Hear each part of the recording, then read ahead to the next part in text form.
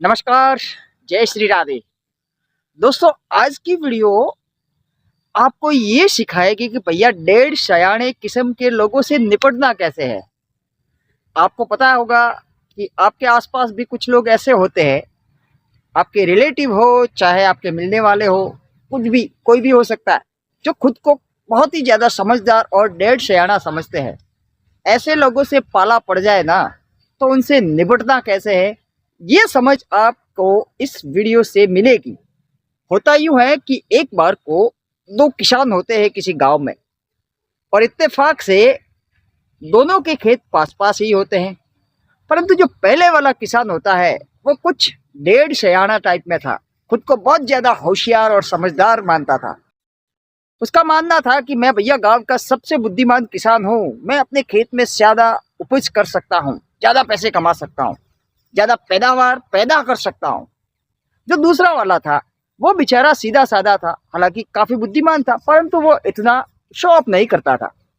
अब एक बार को ईगो ईगो में उस पहले वाले ने दूसरे वाले को किसान को कहा कि भाई तू क्यों खेत रोक कर बैठा है, वैसे भी तेरे को उपजाना वगैरह तो आता है नहीं, एक काम करना तू अपना खेत मेरे को बेच दे। और बातों बातों में दोनों के बीच में बहस छिड़ गई और झगड़ा होने लगा।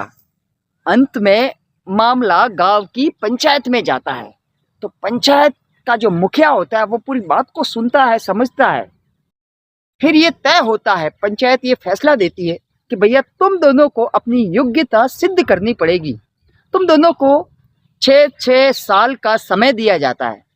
इन 6 सालों में तुम में से जो भी अपने खेत में ज्यादा पैदावार करेगा, ज्यादा फसल उगाएगा, जीतने वाले को उसका खेत मिल जाएगा। जो हारेगा, हारने वाले को अपना खेत बेचना पड़ेगा। जीतने वाले को, ये शर्त रखी गई।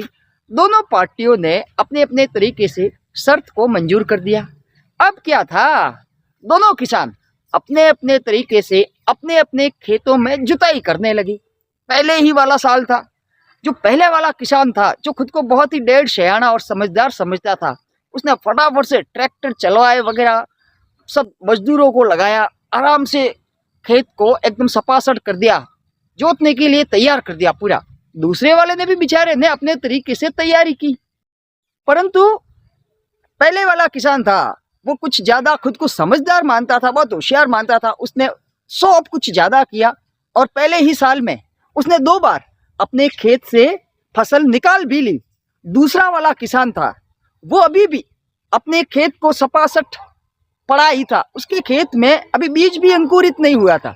और वो रोज आता था, दूसरा वाला आता रोज था, देखता रोज था, परंतु उसके खेत में अभी भी बीज अंकुरित नहीं हुआ था। ये देखकर गांव वाले भी हंसने लगे कि भाई तुमने कुछ अपने खेत में उगाया भी है ना, अगर नहीं उगाया तो तुमने शर्त ही क्यों रखी, अपना खेत भी गंवाना है क्या।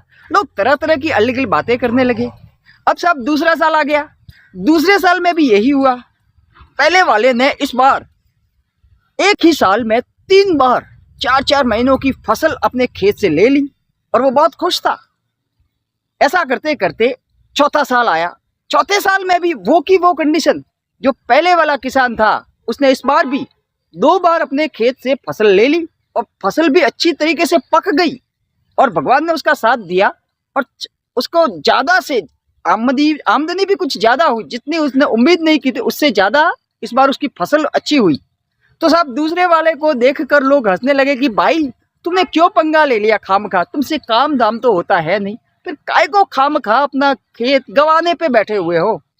चौथा जो दूसरा वाला किसान था ना, वो खामोश था। वो रोज खेत में आता, आराम से देखता, देख रेख करता और चला जाता।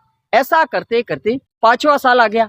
5वें साल में उस जो दूसरा वाला किसान था, जिसका खेत अभी तक सपासट पड़ा हुआ था, कुछ भी नहीं उगा था ना, उसके खेत में छोटे छोटे पौधे अंकुरित हो गए। और आने वाले 6वें साल में देखते ही देखते वही पौधे 100 फीट की ऊंचाई तक चले गए, क्योंकि उसने बांस के पेड़ बोए थे साहब, बांस के पेड़।